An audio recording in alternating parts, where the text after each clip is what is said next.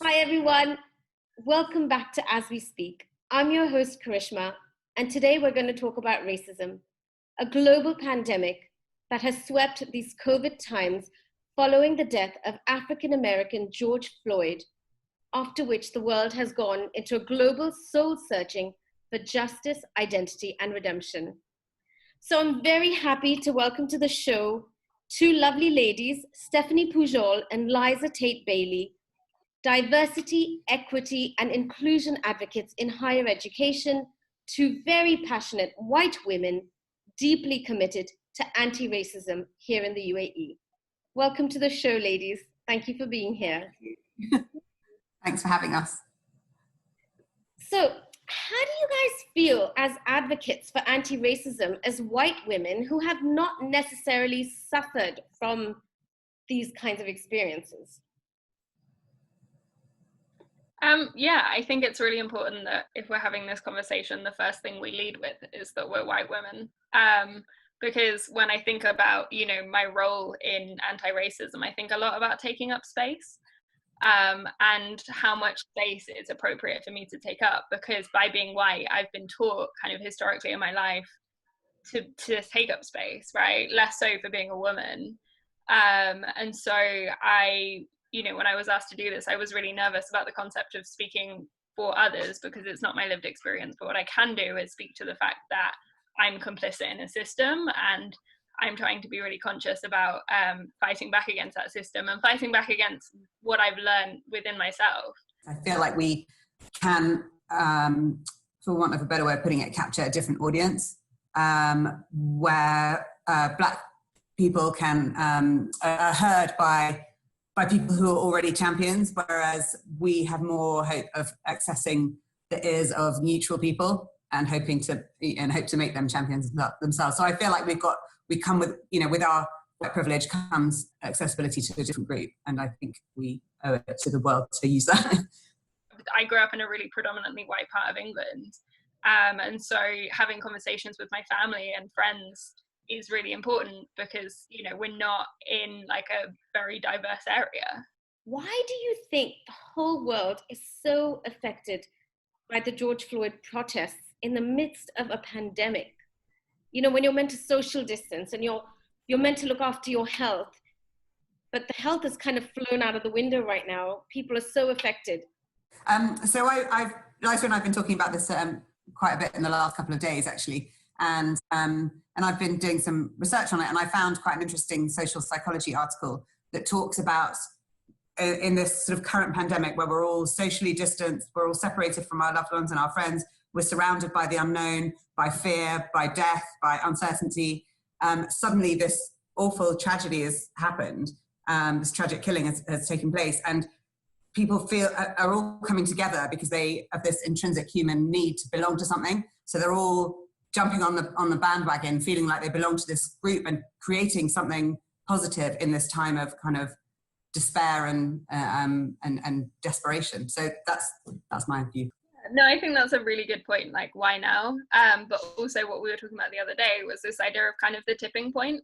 And Malcolm Gladwell wrote a book about the tipping point that talks about that kind of moment where you hit critical mass, and then suddenly, people are talking about it, so the media pay attention, so people are talking about it, and how it all feeds into each other till it becomes viral.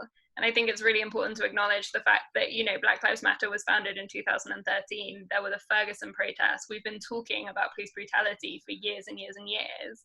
With each subsequent killing, more people are engaging and becoming aware, and the media is paying attention.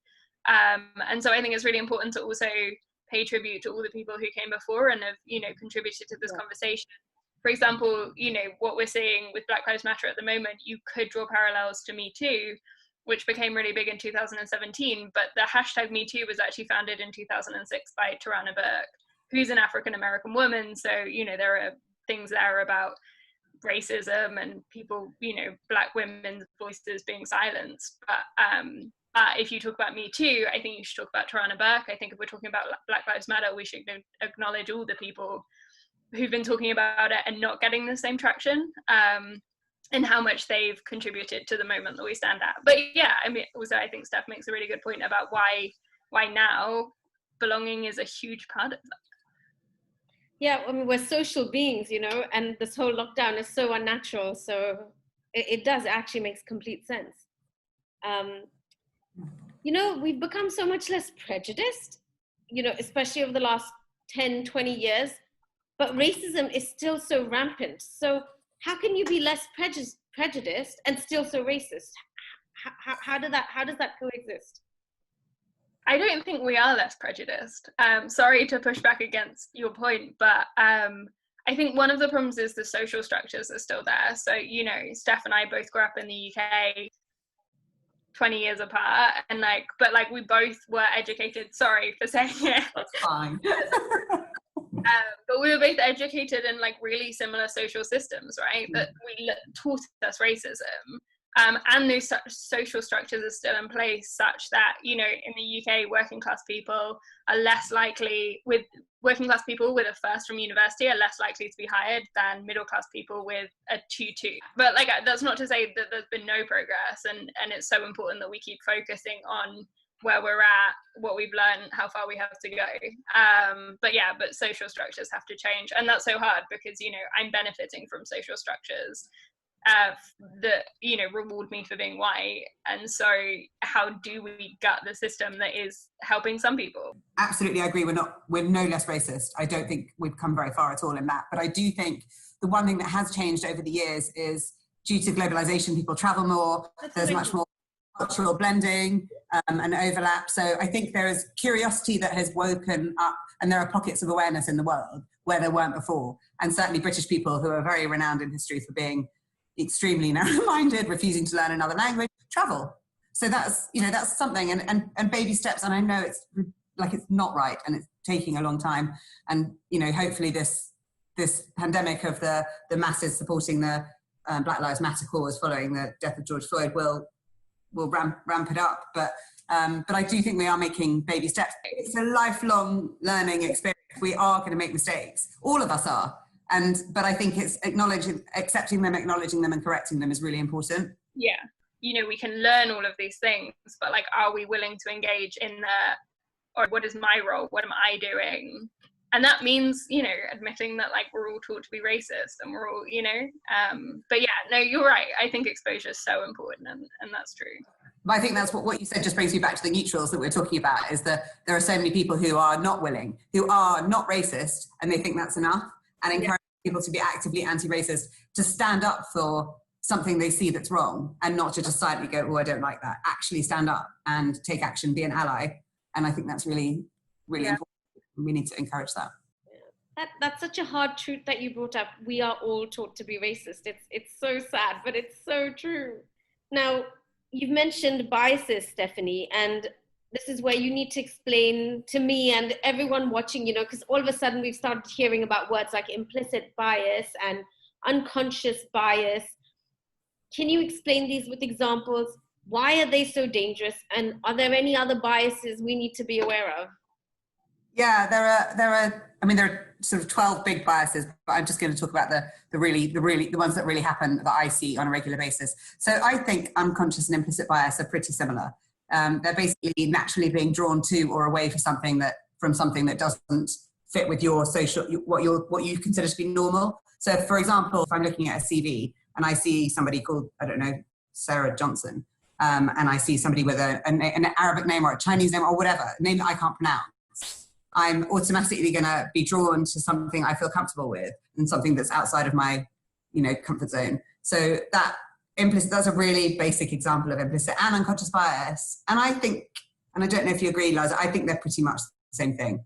Yeah, I think you're right. I think they're virtually the same thing. Kids as young as 4 months look towards people of the same race as their primary caregiver more than they do people of other races, but not at birth, right? So that's so that's like an unconscious bias that's learned by 4 months.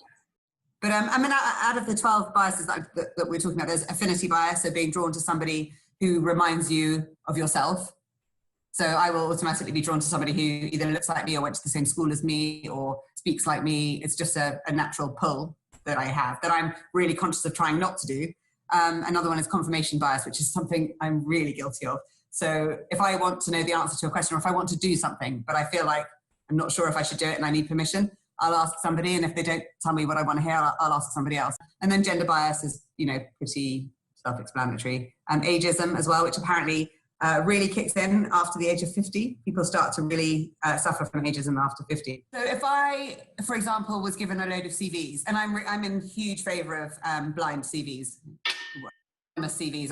I would rather see a CV without somebody's picture, without somebody's name. But if I saw your CV and you were applying for a job where I work, and I saw our school on that CV, I would automatically have a pull to you. Yeah, you're right. I never thought of that. I never really, yeah. Because I'm aware of it, I try not to do it, but I do it. My automatic is to go to that. Thank you, ladies, for joining me. Guys, if you have any comments for any of these ladies, do put it down in the comment section below. Next week, we're going to take this discussion further to really address how we can raise anti-racist children that will actually make a change in the future. I hope you liked this. I hope you comment. I hope you share. I hope you subscribe. Thank you for watching. See you next week.